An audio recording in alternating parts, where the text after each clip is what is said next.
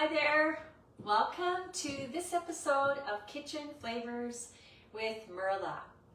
Preparing something that is from your fresh garden harvest, which is going to be with rhubarb. So if you've caught me live or if you're catching the replay, please feel free to give me a shout out in the comments or just tell me where you're watching from. It's always really cool to see who's here, and I love responding back to you. So I'd love it if you could do that. If you haven't met me before, my name's Merla Kruger. If this is your first time watching on my business page, I'm from Merla Kruger from Brandon, Manitoba, Canada.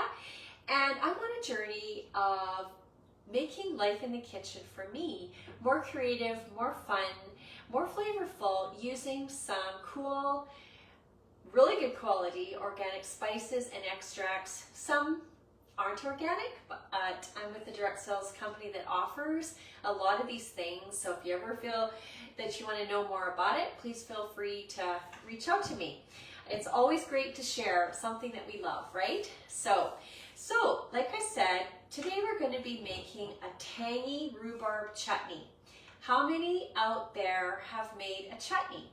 I made one, I think it was last year. I made one that was with apples and it turned out really, really awesome. There's so many different ways that you can use a chutney, which we will get into a bit later. So normally here on Wednesdays and Thursdays, whoops, I got something in my eye, excuse me. Wednesdays and Thursdays, whichever day I can get on. I think I'm doing Thursdays right now. So anyways, I just come on here and first just talk about what I'm up to, what I'm going to use, how to make it, and then a few days down the road, when I've actually made it, I create this cool 90-second micro video that goes out farther on Facebook and Instagram, and it's just kind of fun to watch. They're fun to make, and it just showcases it a little better when I'm making it. I can zero in the camera, that sort of thing. So that's what we're up to today. So I'm just going to go through the ingredients here with you so that you know what you're going to need if you're going to try to make it. So of course you're going to need your rhubarb. I don't have this in my garden, so I got it from a friend of mine. So thank you, Bernie. This is awesome. You're going to need about 3 cups of chopped rhubarb, and you're also going to need some kind of sweetener. So the recipe that I found, I actually tweak recipes to suit my own, change things up a little bit to make them my own, things that I love and things from my company that I know that I can use to promote that. So monk fruit is what I chose as my sweetener. You can choose like a granulated sugar, white or brown, depending on what you want. Of course, I find when you're using something like monk fruit or Splenda, you have to cut back on it. So I'm probably using about half as much as what it's going to say because I'm using the monk fruit. And so there's cinnamon in this. So that's going to bring a little bit of your sweetness in using the cinnamon. Has apple cider vinegar, and this one is an organic one that I got from Costco. I had a huge bottle of it, and this is what's left, so I put it in an old container that I had. So if it looks kind of weird, that's why. And some of the other spices that we're going to use: Himalayan salt. We're going to add some raisins. You could use dried cranberries. You could use any kind of dried fruit, I guess, that you kind of want, that you think that would pair nicely with rhubarb. And then some of the other spices I'm going to add are organic crushed red pepper, and I'm going to add some paprika. These are all organic from the company that I'm with.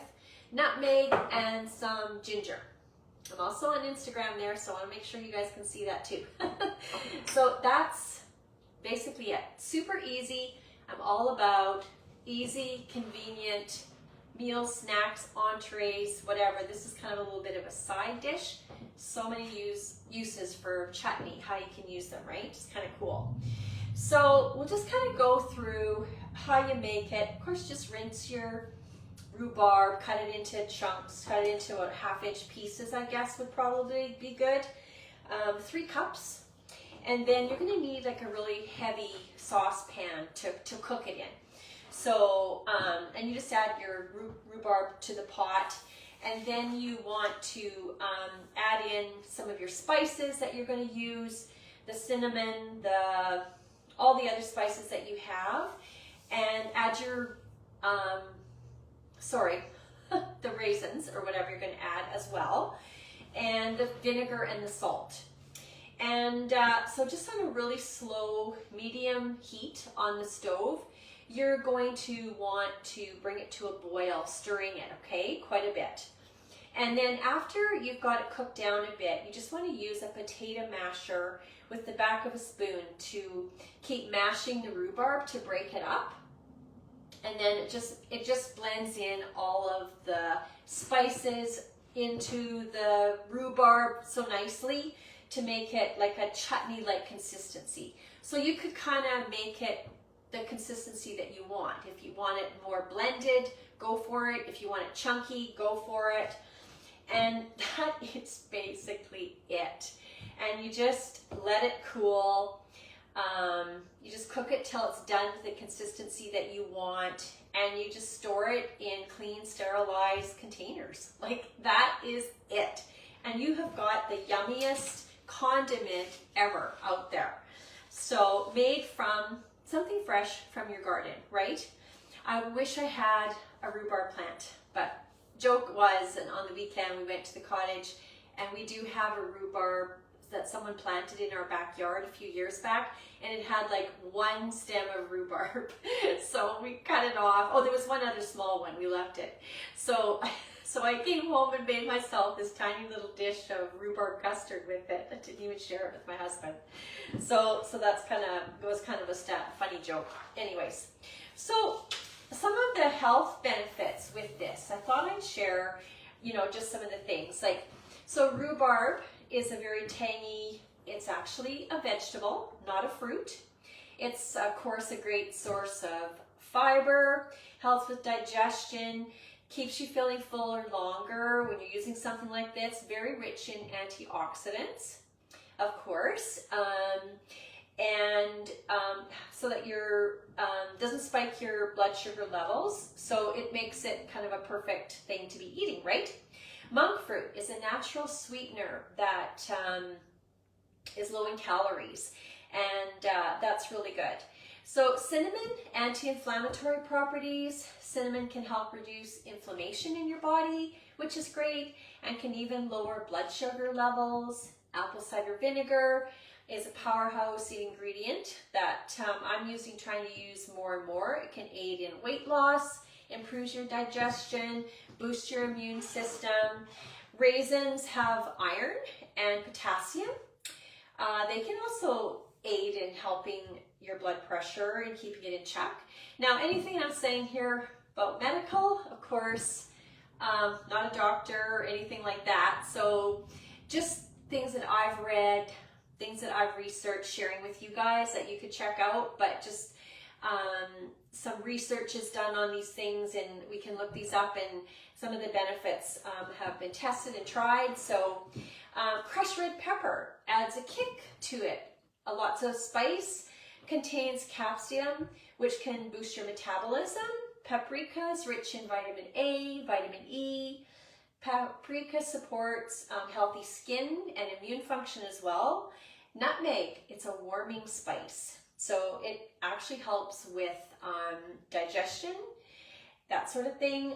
Ground ginger, anti-nausea, anti-inflammatory effects. Ginger is also great for your digestive health. So just some little nuggets there about how using some of these spices can just add. I mean, I know that we're using small amounts, but any little bit like that you can add is great, right? So how do you use a chutney? Comment below if you've used one, tried one.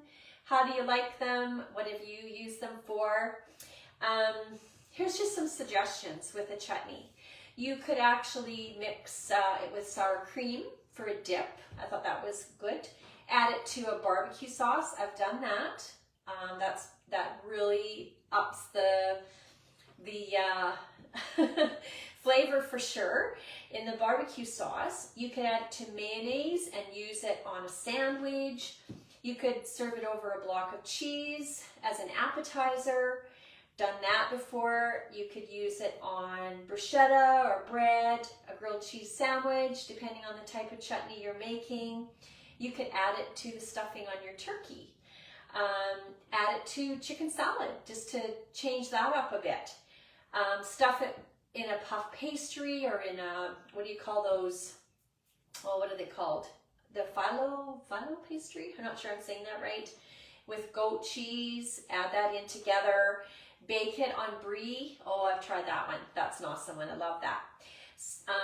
And then just use it as a condiment with cheese. Just a piece of cheese with a piece of chutney, or a little bit of chutney dropped on top. I love that. Love that.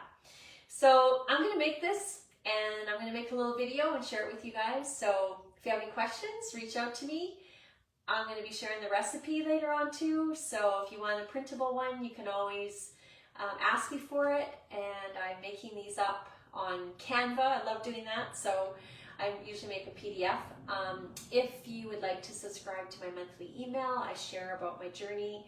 I share about some of the things that are happening in my company, specials. I share a little bit of my life, about my health journey too, that sort of thing. So yeah, so please comment below, list below or email, and I'll get the picture and I can message you later and we can get that out to you once a month.